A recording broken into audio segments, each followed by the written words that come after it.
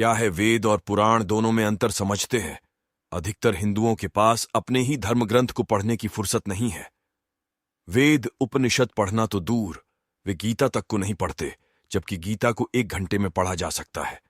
हालांकि कई जगह वे भागवत पुराण सुनने या रामायण का अखंड पाठ करने के लिए समय निकाल लेते हैं, या घर में सत्यनारायण की कथा करवा लेते हैं। लेकिन वेदों को, शास्त्रों को पढ़ना भी नहीं जानते नहीं। ये जानकारी है कि पुराणों का महत्व क्या है, किसको पढ़ने चाहिए। चलिए आपको आज पूरी जानकारी देते हैं।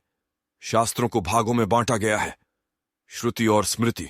श्रुति के अंतर्गत धर्म ग्रंथ वेद आते हैं, और स्मृति के अंतर्गत इतिहास और वेदों की व्याख्या की पुस्तकें, पुराण, महाभारत, रामायण, स्मृतियां आदि आते हैं।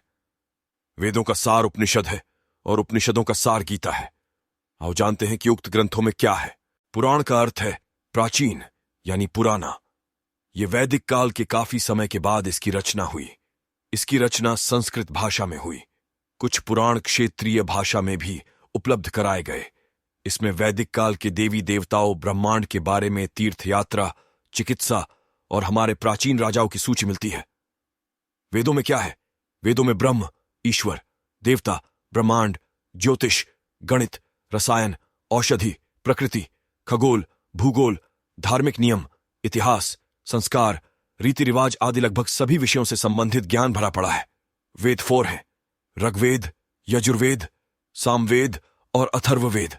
ऋग्वेद का आयुर्वेद, यजुर्वेद का धनुर्वेद, सामवेद का गंधर्व वेद और अथर्ववेद का स्थापत्य वेद, ये क्रमशः 4 वेदों के उपवेद बतलाए गए हैं।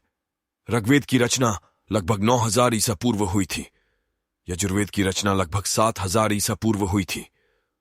अथर्ववेद की रचना लगभग 5000 ईसा पूर्व हुई थी। सामवेद की रचना लगभग 3000 ईसा पूर्व हुई थी।